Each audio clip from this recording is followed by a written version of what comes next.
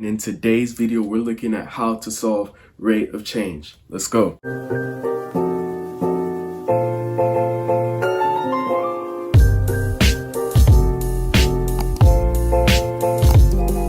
All right, so when finding the rate of change, we have to know one thing, and that is the rate of change formula.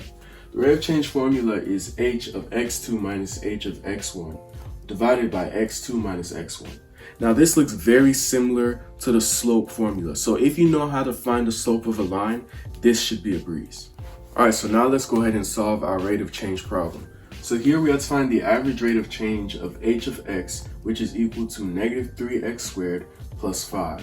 Now our values for x are going to be x is equal to 3 and x is equal to 5. So we have to find out the values of when x is equal to 3, what is that going to give us? And when x is equal to 5 in this equation, what is that going to give us? So first we have to plug in our values. So first let's go ahead and try when x is equal to 3. So that's going to be h of 3. And we plug in 3 into our x values. So we're going to have a negative 3 times 3 squared plus 5. And it's just order of operations, right? So 3 squared is 9. 9 times negative 3 is a negative 27. Negative 27 plus 5. It's all going to be equal to h of 3. Negative 27 plus 5 is going to give us a negative 22.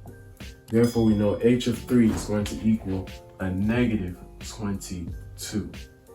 Now that we have that, we're going to plug in what our 5 value is going to give us, right? So we're going to plug in 5 into our x values. So plug in 5.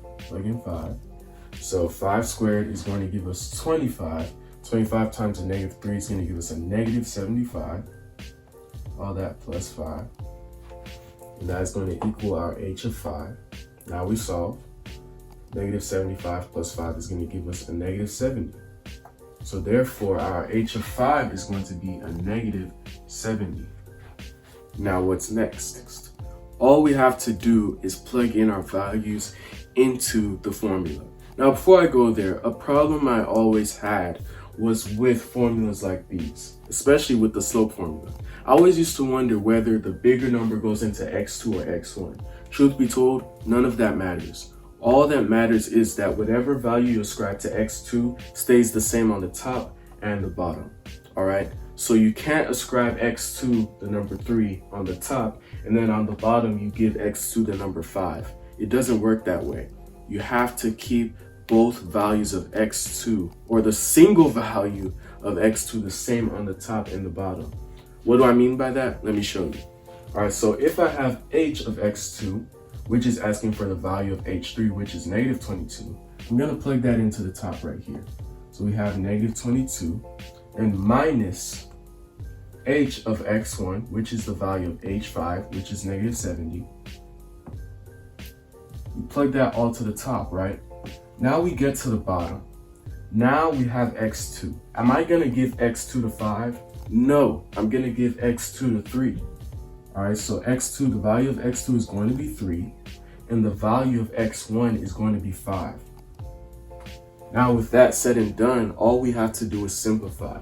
Negative 22 plus, because remember, whenever you're subtracting a negative number, we're adding. So negative 22 plus 70 is going to give us a positive 48, and 3 minus 5 is going to give us a negative 2. And simplifying this, we get the answer negative 24. So the rate of change for our problem previously is negative 24. Okay, if you need more math help, don't forget to subscribe to this channel. I have videos ranging from Algebra 1 all the way to College Algebra. And if you have a specific request, don't forget to leave it in the comment section below. All right, you guys, have a great day, and remember, Jesus loves you.